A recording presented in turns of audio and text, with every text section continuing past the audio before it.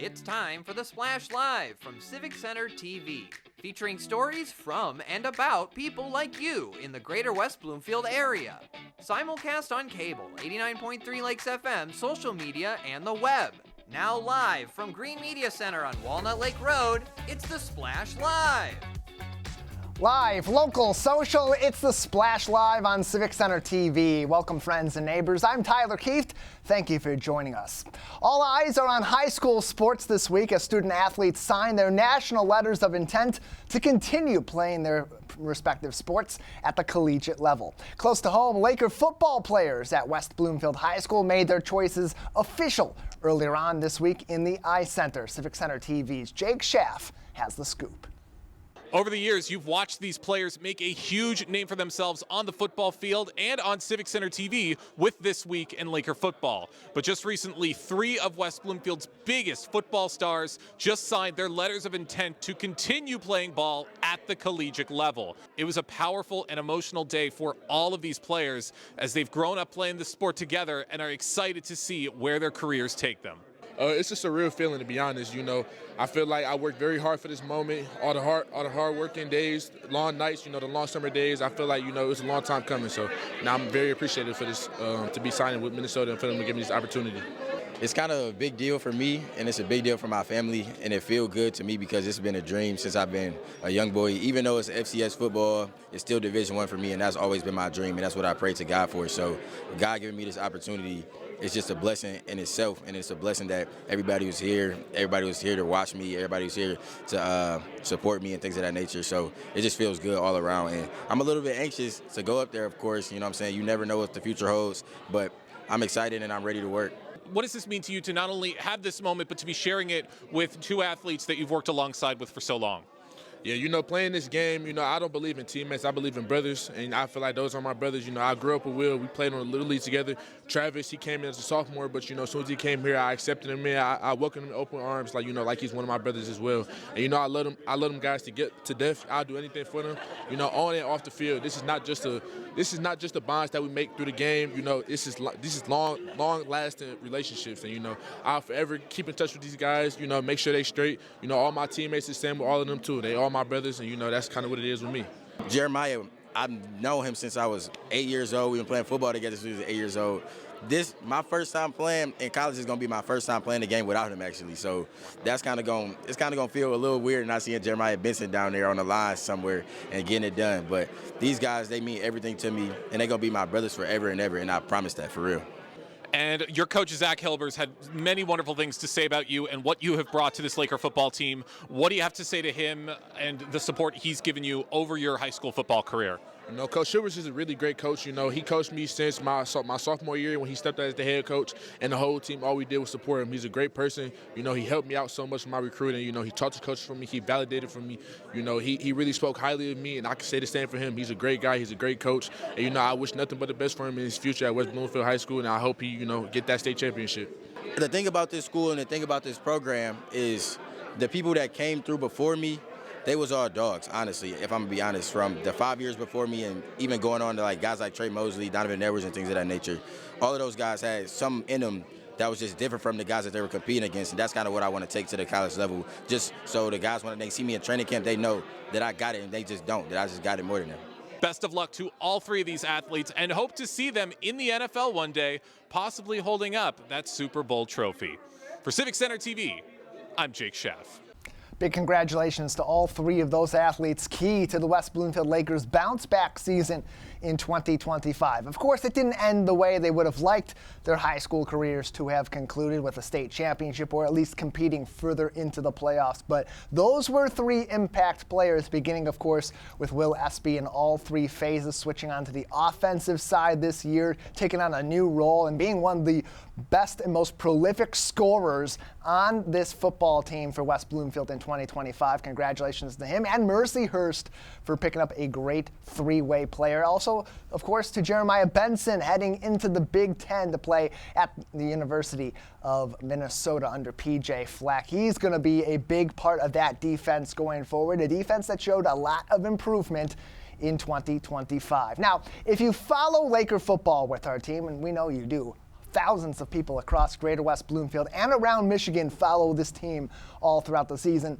So if you've been following along, you may have noticed a little bit of a surprise in some of the details of that story, as offensive and defensive lineman Travis Robertson had originally committed to play football at Bowling Green State University, then flipping from the MAC into the Big Ten, committing to UCLA midway through the season. Well, just prior to signing his national letter of intent, Travis chose to go with his original commitment and head off to play for NFL legend Eddie George at BGSU. Robertson told our team that his decision came down to, frankly, just distance from home. He ultimately wanted to be closer to his family. He holds them very near and dear, as he's told us in recent years at OAA Football Media Day. And of course, BGSU welcoming him back into the fold with open arms as he signed his national letter of intent. In that video, if you look back in that story later on today on CivicCenterTV.com, you'll see Travis was decked out in UCLA gear, did the old switcheroo in the Eye Center, a little bit of entertainment value to a pretty straightforward ceremony that happens all throughout the year. Congratulations to all the Laker athletes who have recently committed to play at the collegiate level. You can find more information on them on westbloomfieldathletics.com, or of course, follow the West Bloomfield School District on their social media, at West Bloomfield Schools on Facebook and at W Bloomfield Schools on Instagram. Give these athletes your congratulations. On Friday night, you will find all the local celebs in Kego Harbor as the Lodge opens its doors to the Tom Kowalski Foundation for its annual Killers Christmas fundraiser. Special celebrity bartenders will be greeting you all throughout the night, plus a chance at a number of cool prizes. All the proceeds support local organizations such as Team Joseph, Filling Kids Plates, Defeat the Label, and the Downtown Boxing Gym as well. Not only supporting those organizations, but opening the doors to people to see some of the best of Kego Harbor and the Tri-Cities right here close to home in Greater West Bloomfield. Doors open at 4 p.m. and it's free to enter. If you want to learn more about Killers Christmas, visit their website, killercares.org, or watch our recent segment with Matt Riley from the Tom Kowalski Foundation, who told us all the details, the history of the event leading up to what's now the 15th year this has been taking place, and the 15th year it is called Kego Harbor Home. That's all on CivicCenterTV.com. Visit our on-demand section for that and even more news close to home. Step back in time and discover some of the best games of yesteryear with the Greater West Bloomfield Historical Society at their Vintage Games Open House next week, Sunday, December 14th, from 1 p.m. to 4 p.m. at the Orchard Lake Museum, up at the corner of Long Lake and Orchard Lake. You'll have the chance to learn about classic toys with expert docents and volunteers, and learn about the most recent inductees into the Strong's National Toy Hall of Fame. Admission to the event is free. Though, come on. You want to donate, help the Greater West Bloomfield Historical Society continue on with all this research, gathering all these different artifacts and information to help you learn more about history right here in our home community. Learn more and mark your calendars for future events on gwbhs.org. This holiday season, shop local and support your neighbors and hometown businesses. The West Bloomfield Library has a one-stop shop to find those perfect original gifts from makers all throughout the community. Coming up on Saturday, December 13th at the Main from 11 a.m. to 3 p.m. Here to tell us more is Community Engagement Librarian Emily Tobin from the West Bloomfield Library. Emily, welcome. Good morning. Glad to have you on to talk about this, because this time of the year we hear it so much. Shop local, shop local. Hey, don't go to the big box stores first. Start with your local sellers. So how does the library factor in? What was the motivation behind bringing this particular event to our library? So this is our second year doing this event, and a lot of libraries around the country do shop small events, and it's a way to, break out into the community and support local makers in the building. And I think I was listening to the radio the other day, and if you shop local within Michigan, $83 stay in the Michigan economy for every $100 that you spend. So we at the library want to do our part and showcase some of the creative talent in West Bloomfield and the surrounding areas while keeping money in the state of Michigan. An old friend of mine from college, he runs a small marketing agency, and he just posted over the weekend that his company just now went over $500 in their bank account for the first time in years after some recent sales, and mentioned that shopping local really does have that impact. Each and every one of those dollars, frankly, helps these businesses stay alive. So Emily, as the library is organizing this event, how do you gauge which are the businesses that truly are fitting that shop local mentality, making those original works, and bring them into the fold for something like this? So we do have an application process. The application goes up and it stays up for about 2.5 months, and then we notify the people that are going to be in the shop small. But we want to make sure that the goods that we are featuring we prioritize West Bloomfield, Kigo, those artists, and we want to make sure that all of the things that we are showcasing are actually handmade. So we don't do any like multi-level marketing or like there's a lot of like jewelry that like you can, that is like prefabricated and then like permanent jewelry that you can, just put on. We want to make sure that all of the pieces are unique and actually made by hand by somebody in our community, because that's what makes these kind of events special. And I'd imagine too, as you mentioned, there's so many different artists in Keego Harbor, Sylvan Lake, Orchard Lake, especially those Tri-Cities with the Art Sale Collective, but even in West Bloomfield and nearby areas to our township here, that are so creative and are making these original works and do love to go to events like this to showcase that to the community and hopefully make some sales along the way as well. I'd imagine that makes it a bit of a tough choice for the library as you narrow down these few sellers. It does. I try to get a variety of different things. We have a great variety actually this year. We have miniature paintings, we have fabric baskets, we have someone that's doing homemade baked goods they have a cottage license for their kitchen. We have diamond painting, we have ceramics, we have someone that does like bookish items like covers for your Kindle, bookmarks, block painting, greeting cards. We have a couple of jewelry people, handmade lamps, mosaics. We have these awesome little wooden birds that hold your glasses. So we have all kinds of different items, really something for everybody. The Shop Small Maker event with the West Bloomfield Township Public Library is happening Saturday, December 13th, 11 a.m. until 3 p.m. at the West Bloomfield Township Public Library.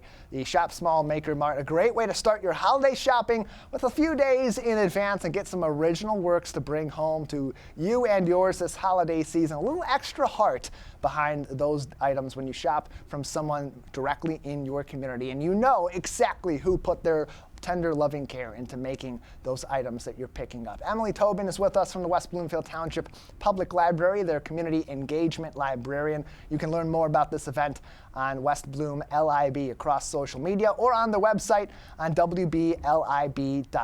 Now, Emily, this is organized in partnership with the Friends of the West Bloomfield Township Public Library. They're holding events all throughout the year. Fundraising is a huge part of their operations and also their ways of helping the West Bloomfield Library. So as you bring these small business owners, these artists into the library, and you work with the Friends of the West Bloomfield Library, how do you see the visions of small businesses in that community meshing or coalescing with the vision of the Friends of the Library to ultimately make this beneficial for everybody involved?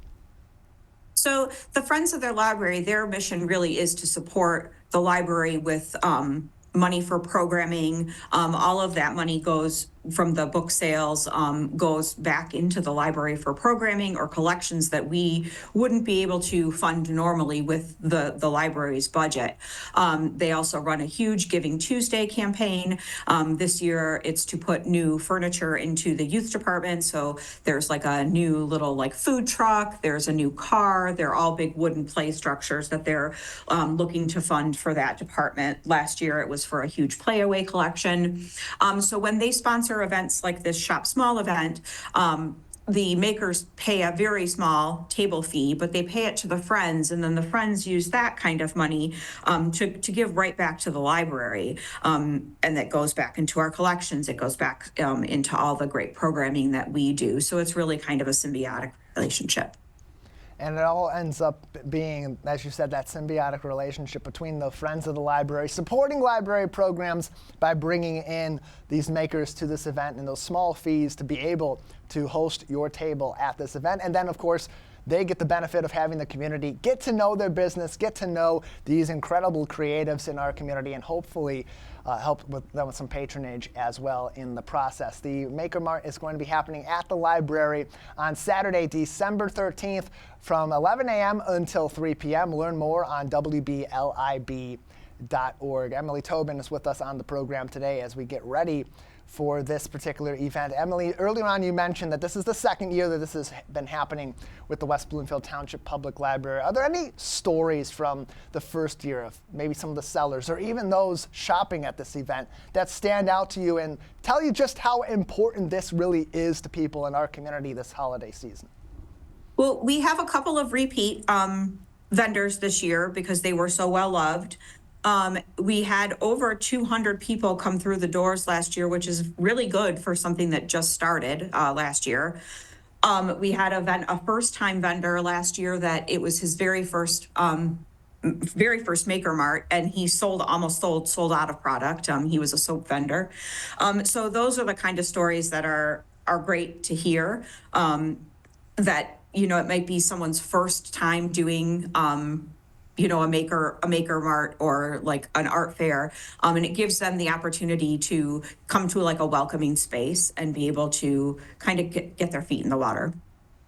And then beyond that, the vision of this event definitely fits within the library's mission going forward of getting more engaged with the community, being visible by directly interacting with different organizations, different communities, different groups of people in Greater West Bloomfield. So from your office onward, how does something like this fit that community engagement vision and really the library's overall vision for going forward as part of this community? We're always looking for ways to take the library outside of the building, but this gets new people into our building to see, collections that we've added. I hear all the time in the building, I haven't been in here for such a long time. I see all these new things.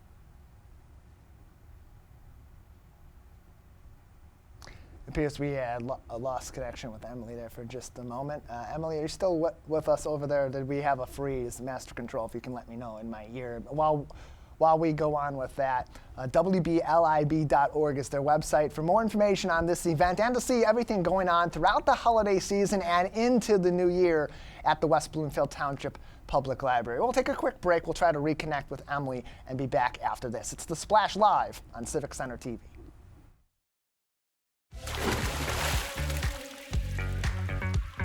We'll be right back with The Splash Live.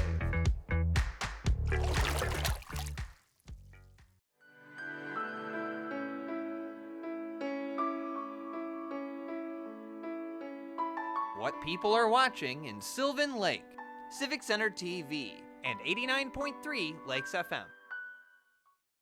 Hello, my name is Danya Bazzi. I'm the superintendent of West Bloomfield School District. I want to congratulate Civic Center TV on hitting the amazing milestone of 1 million viewers. Your involvement in our community doesn't go unnoticed. We thank you for keeping our residents and community engaged in the latest and greatest news and information. I'm Danya Bazzi, and I'm proud to be 1 in a million.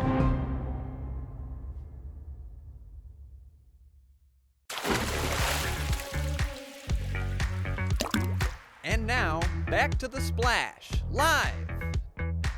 Welcome back to The Splash Live on Civic Center TV. Apologize for the technical difficulties with Emily Tobin from the West Bloomfield Library. We're working on getting her reconnected, having some issues over there at the library temporarily. Hopefully we'll hear more from her in the next coming minutes. If not, highly encourage you to go to WBLIB.org or follow the library on social media at West Bloom LIB to learn more about their Shop Small Maker Fair happening on Saturday, December 13th from 11 a.m.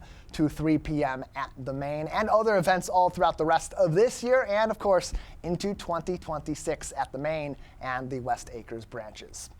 The holiday season brings families together with loved ones near and far, but that can also make those special one-on-one moments with parents and their kids tougher to savor along the way. Close to home, West Bloomfield Parks held a special evening to keep those moments close and build core memories with local families. Civic Center TV's Jake Schaff has the story. Every single year, the great people at West Bloomfield Parks put together a little bit of family fun just in time for the holidays. And this year, the annual mother-son dance, high tops and high heels, did not disappoint. So many wonderful families came out to Glen Oaks to dance the night away and to also share some all-important family memories that will last a lifetime. This is our second year, and we have really enjoyed ourselves. It's fun, it's memorable, and it's just a good time out with my little guy. And what do you see in your son when he's spending this time with you and he's getting to dance with you and just have a night with you all to himself? I see the twinkle in his eyes, and I see that baby that I first held on February 8th of 2016, and I see him growing and blossoming, and he's just everything to me. Oh, he remembers it every year. He brings it up. He is the one who asks me each year if we're going to come back. So it's just a special time that he and I spend together. All the moms, all the kids are just having such a good time. And you guys have so many cool things for all different kids, right? You have kids who like to dance and they're outgoing. You have kids who love balloon animals and art and the photo booth and everything. So my son's a little quieter, so he enjoys all the other activities that you guys have, and I think that's pretty unique. I mean, I feel like, November, December is all about family. And when you think about family, I think about being with my children, being with my husband. And so with it being November, December, and Thanksgiving is next week, Christmas is next month, it just makes me feel really, really happy. What does it mean to be strengthening your own family units by attending events like these? It makes me realize that when I spend this quality time with my son, it is putting him out there into the world one day, understanding the importance of family. When we spend quality time like this, it makes him understand how important family truly is. I think it's just a great blessing to be able to do this and build community bonds. And we actually came with some friends that we invited, and it's just been great to spend time with them in a different setting, and we've had a ball. It helps bring to essence the meaning of community, coming together, gathering together, doing things together, laughing together, and making memories together. Last question. What do you have to say to the great people at West Bloomfield Parks who put on events like this every single year? West Bloomfield Parks and Rec, thank you so much. Thank you for creating an opportunity for us to come together, be together, and make memories. It's wonderful. Thank you. It's one of those events that will put a smile on your face every time you attend. The High Tops and High Heels Mother-Son Dance event with West Bloomfield Parks puts together everything you want in a community event with fun, family, and priceless memories that these kids are going to take with them for many years to come. For Civic Center TV, I'm Jake Schaff. More information on future events with West Bloomfield Parks can be found on wbparks.org. And of course, this is an annual tradition with West Bloomfield Parks. So if you want to learn more about when High Tops and High Heels will be happening in 2026's holiday season, visit wbparks.org. Follow them on Facebook at wbparks or on Instagram at wb_parks for more information going forward. We have Emily Tobin from the West Bloomfield Library back with us on the Splash Live talking about their Shop Small Maker Fair happening on Saturday, December 13th from 11 a.m. until 3 p.m. Emily, welcome back. Thanks for being with us and sticking with us through these technical difficulties. Before we broke away for a moment, we were talking about community engagement, how important that is to the West Bloomfield Library. How does something like this, bringing in these local artists, these local small business, help fit that vision of what community engagement means for our local library system? So as I was talking about before, we're always looking for ways to come out of the building and engage with the community. But this gives people an opportunity from other communities, maybe Farmington, Bloomfield, Waterford, to come into our building and to see all that the library has to offer them, or even patrons that haven't been in the building for a long time to see the new renovations that we've made. We have new spaces, we have new collections. To be able to engage with the library in a different way and to see that we're not we're not all just books. We have lots of things going on. We have a lot of programs to offer, and a lot of new faces too in the building. A lot of new librarians, and different things happening. It's fairly obvious how that, of course, is helpful to the small businesses that will be participating in this. But for the future of the library, how important is it for that vision to be, as you said, that the library is more than just a place to go for books and information research? As things change, people have, switched to reading digitally. It hasn't switched as much as, we thought it would. People still really like to hold a book, but as younger generations don't learn to hold a book, they learn to hold a device. The library needs to switch its focus to be a community space for everybody. So events like this, bring the community together in our space and can provide a welcoming, safe space for everyone. And that's what the library should be. So doing events like this, or the local author fair or winter reading kickoff, which is also happening this Saturday, it brings the community in the building and shows them that the library is more than just a house, for books. I gotta admit, I was on a plane a couple days ago, and the person sitting next to me had an e-reader with them. I kind of glanced over, tried to see, if it was really any different than I thought reading from a physical book is. I can't look at a screen and read. I gotta hold the actual book itself. So the library won't go away for that reason alone, but these kinds of things help bring the library closer to people's hearts in 2025 when we're always getting dragged away by this stuff. Doesn't make any sense. Emily, thank you so much for joining us on the show today, and we look forward to the Shop Small Maker Mart happening at the library very soon. Thank you so much for having me. Glad to have you on the Shop Small Maker event at the West Bloomfield Township Public Library, Saturday, December 13th from 11 a.m. until 3 p.m. You can find more information on that on wblib.org or follow them on social media at West Bloom LIB. Many things make the holidays special, but few things connect the masses in all communities like some holiday treats. Close to home in West Bloomfield, United Methodist Church is bringing the holiday spirit to you in the sweetest of ways with their holiday cookie walk happening Saturday, December 13th here in West Bloomfield. Joining us to tell us even more is Reverend Elizabeth Hurd from United Methodist Church in West Bloomfield. Reverend Hurd, thanks for joining us. Thank you so much for having me. Well, glad to have you on as we get into the holiday spirit in Greater West Bloomfield. Of course, you're at one of our local churches, but this is a holiday event that kind of brings everybody in under the common attraction of some good old-fashioned cookies for the holiday season. Where did this tradition begin, and how does it help your church community connect with the greater community? You ask about the origins of this, and I'm not quite sure. I came on in, and they were like, "We've done a cookie walk forever," and we took a break for COVID, but brought this back in 2023, and it's just been a wonderful event each and every year to be a part of. And it really helps us connect with the community in a variety of ways. One, it opens our doors to people within the community, and I mean, we've had a lot of people call and say, "We're so excited. Are you doing this again this year?" So it is an event that there are folks in the community who look forward to. But also, all of the funds that we raise through the cookie walk go to our women's group here at West Bloomfield United Methodist Church, and they do a variety of things such as help us buy gift cards so we can help give food support in this time. They have bought books for local elementary school classrooms, and have just really done a lot of really great missional and outreach work for the community as well. And so as people come out to the cookie walk, what should they know about this? You mentioned that the proceeds from it go toward your women's group. Is there an admission fee for that, or is it all donation based? So it's, I believe, $10 a pound for the cookies. So you can come on in and take as much as you want, but there is a fee for the cookies. There's no admission fee, so to speak, but you will have to pay that price. And then it doors open at 10 a.m. That's when we're going to allow people to walk through the cookie walk and take what they want. It really is first come, first serve. However, if you want to stop by the church a little earlier and get a number for the cookie walk, you can come in and get a number, and we honor those numbers. We also have the doors open earlier than 10. You can come and sit and or peruse and see. But yes, we're really excited for it.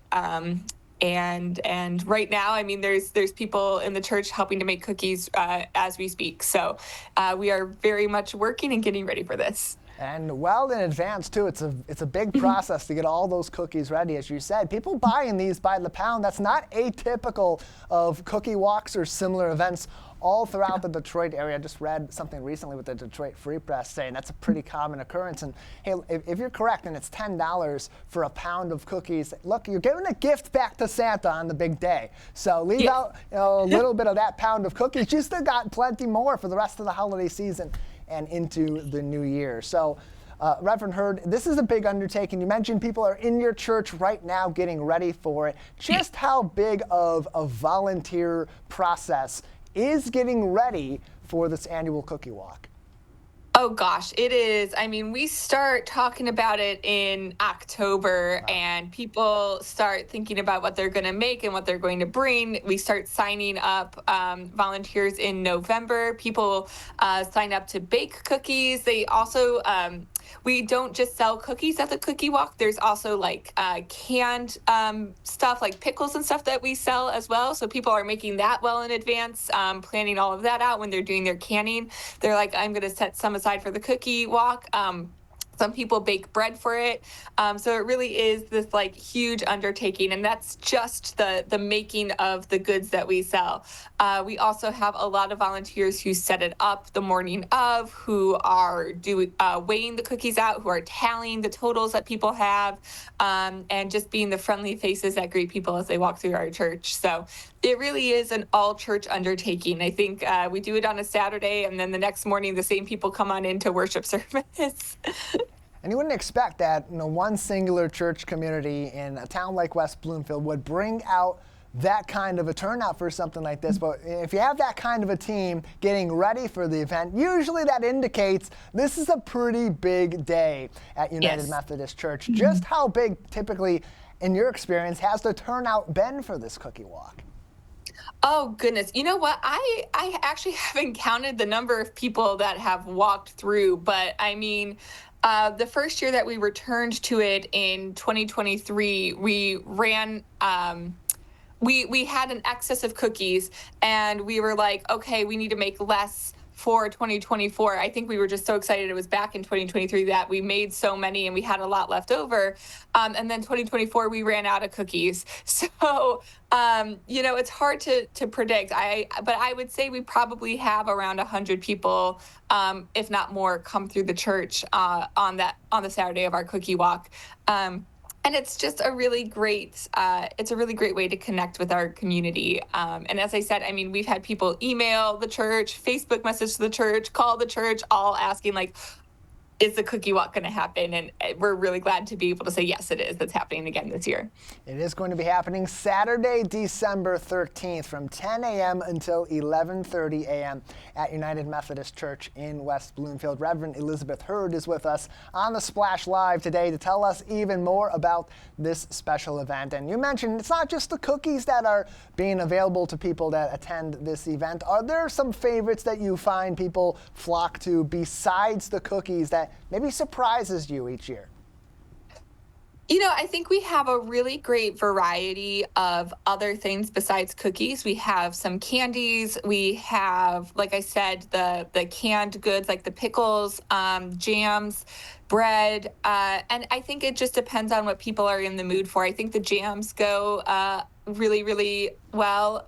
We have in the past have had cute little gifts for like hot chocolate packets and gifts to just give something small during the holiday season. So it just depends on what people are looking for.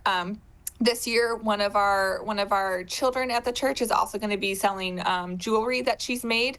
And all of it goes to benefit the church in some way. So we really do have cookies and goodies and a whole bunch of stuff for people to look at and take a look at for holiday gifts. And I do want to say we don't just we are a church, so we are celebrating Christmas, but we don't just specialize in Christmas goods. We are very well aware of the religious diversity in West Bloomfield, and so we also have treats for Hanukkah and other winter holidays as well. And one thing that is supported by all different faith communities in West Bloomfield are some tasty treats and cookies, especially even if you got to go over to the church instead of over to the temple or synagogue or anywhere else that you worship in the community. If you want to learn more about the United Methodist Church annual cookie walk, follow them on Instagram at West Bloomfield United Methodist, or join them December 13th at their church in West Bloomfield, 10 a.m.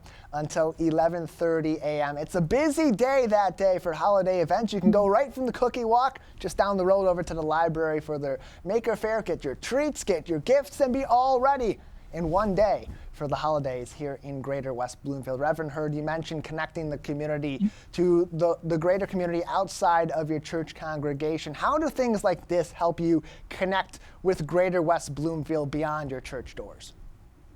You know, I think it's just a really great way to meet our neighbors, and a really great way to just talk with people in the community. I mean, obviously being the pastor and the faith leader, and I introduce myself as such, people will talk with me and tell me, things that are on their minds or in their hearts. And that it's just a really great way to meet people who don't attend our church and get to know what their needs are. And it's just one of the many ways that we open our doors to our greater community in this sort of fellowship way. You know, the other big one that we do is a trunk or treat every year around Halloween. And so it's just one more method of opening our doors and sort of giving our space away for a day for the community to come in and have a fun morning and walk through our building and hopefully be greeted by some very friendly faces. I don't think I don't think you would find anything less here, because this is a very friendly congregation and church. So it's a joy to connect with our community and get to meet people who we don't see on a regular basis. And these are the kind of things that do bring people together in special ways during what often does feel like a special time of the year. Reverend Hurd, before we let you go, anything else that we should be keeping in mind as we get ready for your annual cookie walk? So just a really quick note, we do have the capacity to take credit cards, but we prefer check or cash. So if you want to come on out, we're kind of old school. We like checks and cash. But we will have a way to for you to pay if that's not a method of payment that you have. And then also, it's not just the cookie walk that we have. This is one way that we open our doors to our community, but there will be information about all of the other Christmas time offerings that we have at the church. So, come for the cookie walk, and if you find our community be welcoming and friendly and you're interested in other things that we're doing around the Christmas season, don't be afraid to ask. Somebody will be more than happy to tell you. You can find more information on their website, westbloomfieldumc.org. Follow them on Facebook and Instagram at West Bloomfield United Methodist, or join them at 4100 Walnut Lake Road on Saturday, December 13th for their annual cookie walk. That is happening again on Saturday, December 13th, beginning at 10 a.m. Reverend Hurd, thank you so much for joining us today. Thank you. Thank you so much. Glad to have you on. Again, more information on the West Bloomfield United Methodist Church's annual cookie walk and other events happening all throughout the year at the church. Follow them on Instagram and on Facebook at West Bloomfield United Methodist. A new era is about to begin in West Bloomfield Township as West Bloomfield Parks closes the Recreation Activity Center in order to begin the process of building the brand new Connect Community Center coming in just a couple of years. With that closure will come some changes for West Bloomfield Park staff, as well as for you as you engage in programming all throughout the year with West Bloomfield Parks all across Greater West Bloomfield. Executive Director Kelly Heyer joined Jake Schaff right here on the Splash Live recently to tell us all the key details of the incoming change, which will even affect our building right here at Green Media Center. Kelly, thank you so much for joining us today. Good morning. That's a great intro. Got to get all that information out there. Got to make sure people of West Bloomfield are informed. This is a very big development, but an exciting one as well, because you guys have some very big changes coming up. What specific programs and services are being moved, and where will they be operating during this transitional period throughout the community? That is a big question, and I will try to answer it swiftly. So we offer all of our customer service out of the Recreation Activity Center. So our customer service operations will still continue, but our walk-in services, of course, will be moved to Connect Senior Center, and that's at 14 Mile and Farmington Road. So we've been in that facility since 2024. We opened in August there. But if you call the phone number, the 451-1900 number, it'll still be answered. You just might not know where that person is sitting. So traditionally, they have been answered the phones at the Recreation Activity Center. So behind the scenes, you'll still get the quality customer service that our residents are used to. All right, that's good for everybody to be aware of. And it sounds like things at the Connect Senior Center maybe might be a little bit crowded, at least for a little bit, until things start to sort themselves out and everybody finds a good place to land. How would you say these relocations are going to directly affect daily operations and activities that already take place with the Connect Senior Center? Sure, we've tried to keep the same template of the set schedule going forward, and we're going to be displaced for 2 years. And we'll get more into the timeline. So for 2 years, we're going to be living this new way of the schedule. We've expanded our hours for programming at Connect just to be conducive to evening and weekend activities. And we've also expanded our rental services for Connect. So traditionally, you've been able to come in and rent Marshbank Lodge, Recreation Activity Center, Drake Sports Park, Community Room, and now you'll see Connect as a rental opportunity on the list. Because we know at the Recreation Activity Center, we have 2 small rooms that people have used traditionally for maybe a baby shower or a family gathering or an HOA meeting. And now without those 2 spaces, we've tried to be thoughtful in, okay, what else could we offer the community? So we've consistently always worked with our instructors and our volunteers to bring recreation leisure services to our residents. And we're still going to continue to work with our instructors on setting their schedule. So in the winter guide, which just became live on our website, and you'll find the winter guide in your mailbox soon, you'll see where all the programs are taking place. And then when we get to the summer season next fall, you'll see some small changes to the schedule there as well. All right, glad to hear that you guys have everything under control, that everything should remain efficient for the community. Everybody's still getting what they want to see. Now, I would imagine with a big move like this, there's going to be a lot of moving parts. Maybe, and like you said, people are going to be in kind of a weird position for a while. What steps is the Parks and Rec team taking to ensure continuity and minimal disruption for Connect members? Well, we behind the scenes have a way we handle communication, and we ensure that our staff are staying knowledgeable and up to speed. And that is through just our internal technology and communications, our registration software, our meetings that we hold regularly with different parts of the staff. So we'll continue to have those interactions. As far as our residents, though, you can still look for updates in the following areas on our website, in our written publications, which include the activity guide, our senior happenings that come out a couple times a year, and then of course our monthly email blast. So if you are a Connect member and your membership is still current, you should be receiving a monthly email from Bernadette Hudgens, who's our senior services manager, and she gives most recent up-to-date information, just quick snippets of what you need to know for that month.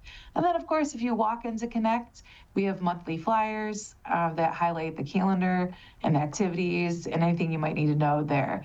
So we're trying to cover the bases if you're technology savvy or if you would like to see something in paper form, we've got you covered.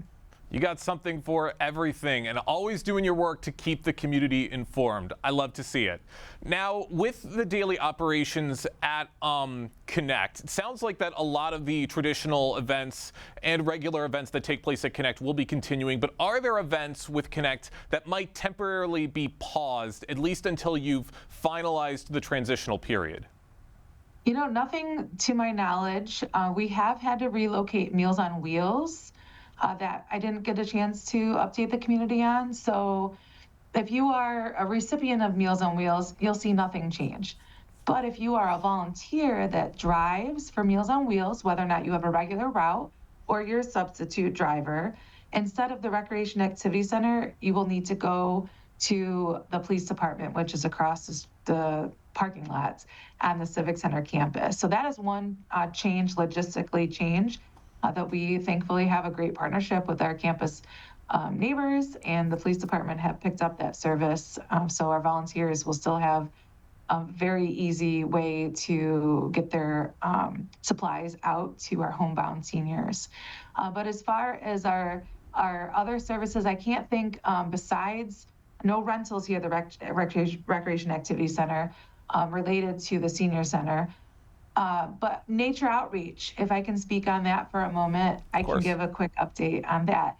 So traditionally, again, our naturalists are really clever, creative, and have offered up a monthly routine of offerings. And we've had to make some location changes and put a pause on Discovery Days. So those will be reinvented, and we might have an update for the summer guide. But until then, just watch for the email blasts or the information that is on your registration receipt for those changes, because when we're moving the animals during the 2-year when we build out the community center, we had not been able to secure a location for residents to be able to come in and use the nature room like they do now. But our outreach services, we're still going to offer that. So the naturalists are on the road, and that's always been a service that they've offered before. And so I'm thinking more outreach appointments that will be coming your way if that's what the residents so choose to work with us on. All right, seems like a lot of out-of-the-box thinking for a lot of these very well-known services that you see at the Parks and Rec Center, giving them a bit of a fresh coat of paint and making sure that they are still accessible for as many people in the community as possible. I love to see it. For those just joining us on the Splash Live, I'm talking with West Bloomfield Parks Executive Director Kelly Heyer, who's talking about the transitional period that's going to be taking place very, very soon on December 12th, when the Rec Activity Center closes its doors and we begin the transitional process temporarily to Connect Community Center. Now, one of the big things I'm curious about that might be affected from this change is transportation. How will transportation, accessibility, or facility navigation be addressed for seniors during this period? I'm really glad that you're asking that question. That was the first group of employees to move, so they've already been reassigned to their new location. And so again, the phones will be answered in the same manner.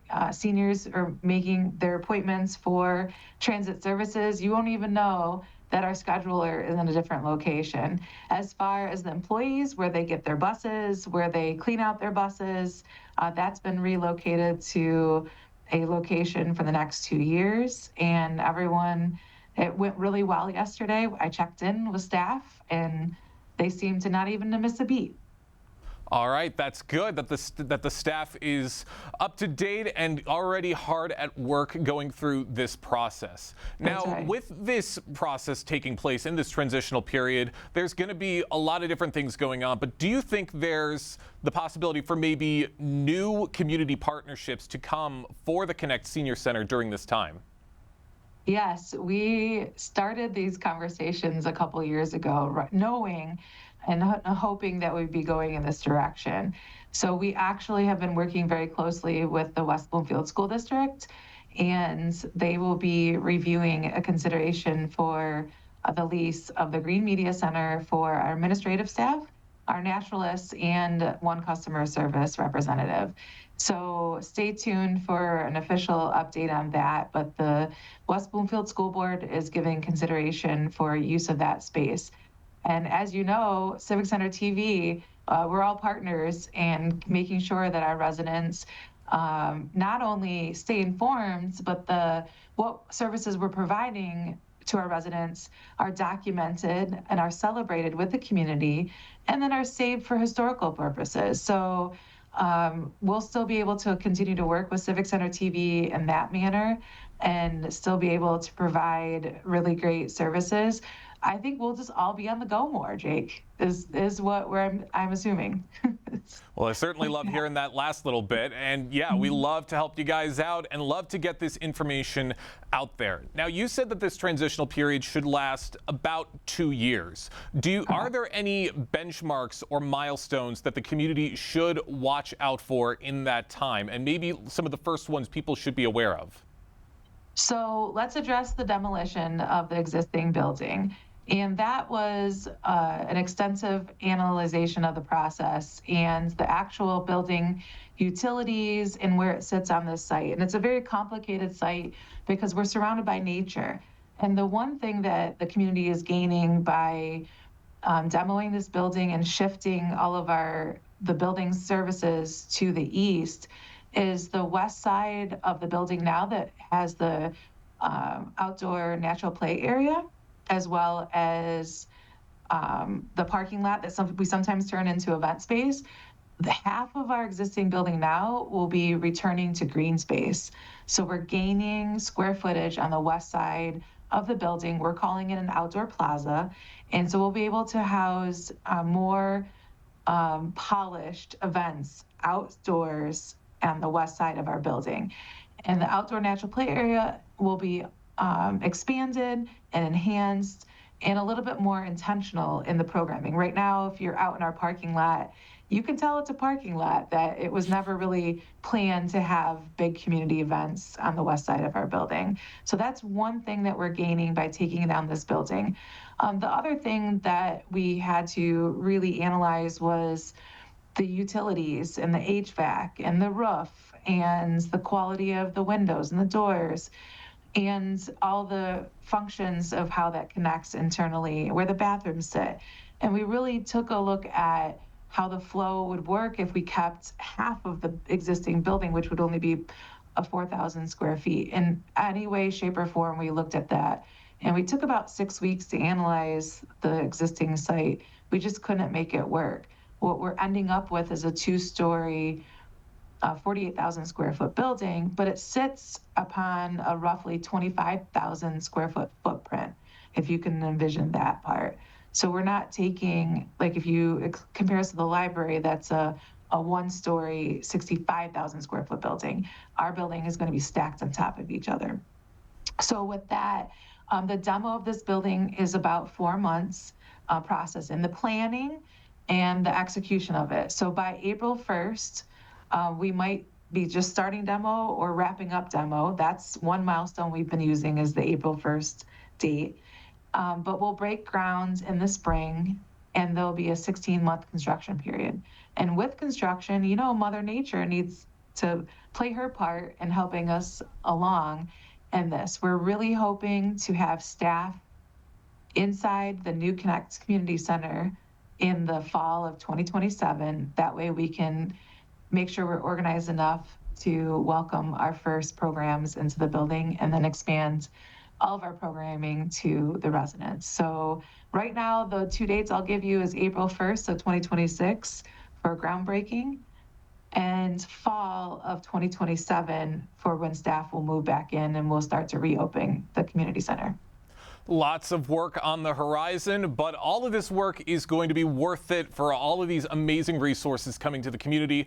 I got one more question for you, Kelly. Where is the best place people can go to stay up to date on any updates with this brand new center and how they can stay informed on what's to come? Oh, can I give you 3? So it depends on your time. If you are able to check your weekly email blast, that is the best place to get up-to-date, relevant information. And we are really intentional about how we send out that email. It is only once a week, and we are going to give you the top things that you need to know. So that way it's fresh, it's really current information, and that'll include sometimes closures, reminders, things in holidays, if something's selling out, or important reminders for the community. The next thing would be our website. If you go to our website and you go to the bonds page, we've been able to keep that page up to date and hyperlinking different articles or publications or even YouTube videos that you guys record for us. And then beyond that, the Park Commission meetings, those are recorded monthly, and you can go back and watch those if you're unable to attend live in person. And that's a great source of information because I do a update in that meeting during the staff report, specifically on the community center projects. So that way, again, we're making it really easy if you have email or you're wanting to go search yourself for the website or check out a YouTube video on the Park Commission meeting. You'll be completely informed on all of the progress we've been making on this project. All right, plenty of places to go to stay informed on all of the big changes coming to West Bloomfield. Kelly, thank you so much for joining us today here on the Splash Live. You're very welcome anytime. I love coming on, and you're a great interviewer. Appreciate the questions. As Kelly said, you can keep up to date with the progress of the Connect Community Center project by joining us here on Civic Center TV for the upcoming West Bloomfield Parks and Recreation Commission meetings each and every month. Those are broadcast live on Civic Center TV as well as on our website on civiccentertv.com. And look, it's a Wednesday night at 7 o'clock, usually 6 o'clock usually when these are happening. So that's right in the middle of your evening. You can't watch live. You want to watch later on in your own time or watch sections of it. Scan that QR code on your screen as we speak. That will take you to our on-demand page, which has full episodes and segments of this show, The Splash Live, as well as other special programming live and live to tape throughout the community. And of course, those municipal meetings posted usually by the next day at 1 p.m. as they replay. And of course, they're always going to replay the next day at 1 p.m. and over the weekend in chronological order for the week, beginning at 9 a.m. That's our show. I want to remind you that television that's close to home is always online on civiccentertv.com. Find all of our content on demand, as well as across our social media, Facebook at Civic Center TV 15, and everywhere else you'll find us at Civic Center TV. Big thank you to our entire crew and to you for joining in as well. For our entire team, I'm Tyler Kieft, live, local, social. Thanks for tuning in to The Splash Live.